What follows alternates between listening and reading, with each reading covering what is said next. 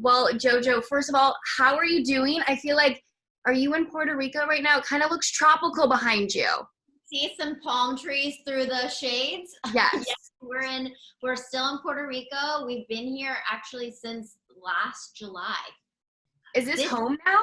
This is home now. So that is something that we last year, when everything kind of happened and the pandemic was happening and everything shut down, we decided to just come here. My brothers live here. They've lived here for a few years. And we said, you know what, let's rent month to month and get away and just kind of try this out and see if we like it. And fell in love, found a property that we fell in love with, that we wanted to start renovating. And it all just kind of happened so fast and so just like, it just happened. And we're here and we love it. And we're renovating our home here.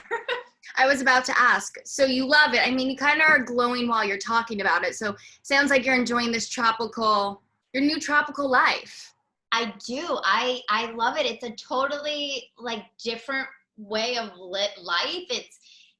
I want to say that it's slow, but we're actually busy renovating 2 properties here. So it's not super slow for us, but it's just the people here are lovely. The culture is amazing. My family's here. So it's perfect. And we get to go down to the beach whenever we want. So it's awesome. That's amazing. Now, do you guys have any plans to come back to the States, or you're like, Puerto Rico it is? I mean, we made the decision. We built a house in Dallas before we even decided to come to Puerto Rico. It was this brand new home. We bought all this new furniture and we thought that was going to be a home that we're going to be in for a while. And then after spending, 7-8 months here, we decided to rent out our home in Dallas for at least a year. And so we're pot committed. Like we're here. Last time we talked about wedding plans. You thought it was going to be in May. You're literally like, I knew this was going to come up. Oh, well, I don't blame you or anyone else that asked me this, because it literally is something that's so frustrating to me and such a bummer to me. And, but you know what? I will tell you that this has been an unusual couple of years for all of us. Yeah. And Jordan and I, yes, we haven't been able to have our wedding yet due to the circumstances and our venue. In a million years, I never thought that a year later, we'd still be in a similar predicament with capacity issues, COVID restrictions. And unfortunately, our venue is still at a 10-person maximum capacity.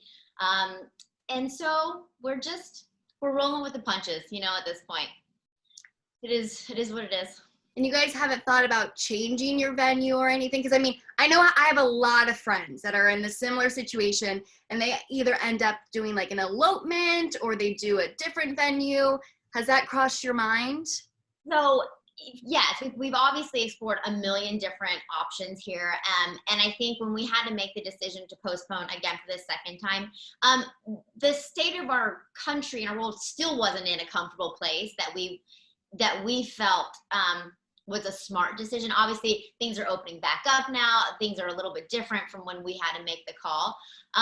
But in terms of moving locations to find, because there are venues that are completely open, and right. The only problem with that is, we are so in love with our venue. We absolutely love it. And it means a lot to us for a number of reasons and why we love it. But B, big reason is all of our money's tied up in this, and we can't get that money back. And so it just didn't make sense when we kind of weighed out the pros and cons. It was, you know what, we're going to roll with the punches. We know that when it does happen, it will be everything that we want it to be. We know people will all feel very comfortable. We'll be at a better place. We'll get to have everyone there that we love. Because I don't want to have a wedding with my closest family and friends not being able to be there. Right. So it's fluid. It's all fluid. It's going to work out. It's going to work out one day. And honestly, what is really the difference of where you guys are now to being married? You know what? And that's the other thing that we talked about. We said, listen, if we just did it right now, how would our life change in any way? We are obviously fully committed to each other. We live together. We feel married already. So we want to have that day be what we dreamt it to be. And we want the people that are there to also feel very comfortable. Okay. Now, do you guys have an idea of when it's going to be? Because I know Jordan, he gets very busy in the fall with football. that has been the other struggle. So we the fall is not an option for us. So it probably going to be next year, which is like a dagger when I say that. But again, I know it's going to be everything that I want it to be. It's going to be worth the wait. 1 million%. And so I feel like we have a really good mindset. We've continued to be at peace. We've continued to just kind of take it day by day. I do also want to know your thoughts on a few things of Bachelor Nation. I know you hosted last season for Tayshia a couple of episodes, and you did such a great job. And I really thought you were going to come back this season to host. Honestly, I didn't even know that was happening. I think Caitlin and Tayshia were an amazing pick. Jordan and I were actually filming for a different show in Costa Rica at that time also. So we were busy. I'm so excited for Tayshia and Caitlin. I know that they crushed it. They're going to be such a fun little duo to watch. But it's kind of fun. It's kind of fun to think about seeing a different dynamic play out and what that looks like, because I have no clue what that looks like, and I feel like everyone's super excited to see that. No, I'm actually, as a viewer, it changes things up, you know, like it's been the same for a while. It changes a few things up. Now, if they ever asked, would you come back and host full time? I just know so many people loved it when you did it. So you know what? That was one of the greatest compliments that they ever gave me, to ask me when they told me Chris had to go take his son to college and that they wanted me to step in. I was so flattered, so honored. I loved doing it. Yeah. I really have started to really love this sort of hosting role. Like it's not something I ever thought that I would be super into, but now I've done a couple of shows in the hosting position and I love it. So if they ever ask me, I would absolutely go and give it a go again. But yeah, it's those are big shoes to fill. It's a big show to carry. So I'm super excited to see everyone kind of switch it up this season. Now, a couple people in Bachelor Nation have said that they feel like the show is kind of fading. You know, what do you think? Do you think it's kind of out?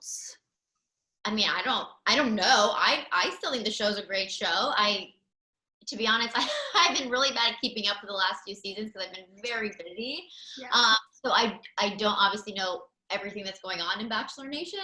But I still think that there's a huge following for the show and people that love watching the love stories and the good things that this show has to offer. And hopefully, you know, the show is able to work through some of the things they needed to work through and get to a place that is good. And I'm hoping that the show continues for as long as people want to continue watching these love stories. But I don't know if people are getting tired of it. You do have this new collab with DSW. And as I was looking, I was like, these are great shoes. So good, right? So good. Like different styles, and they all look very expensive, but they're not.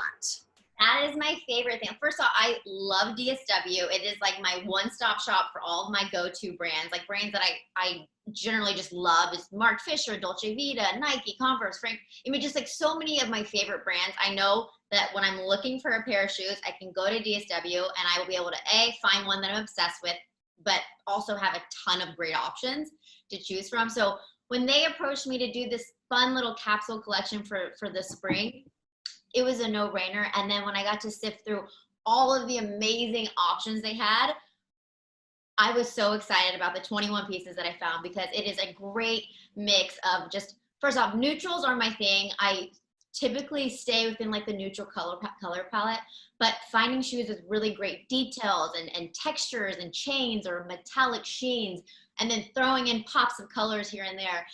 So I feel like the shoes that I put together have literally everything for someone, and they transition great. They're wonderful, and they're comfortable. So comfortable.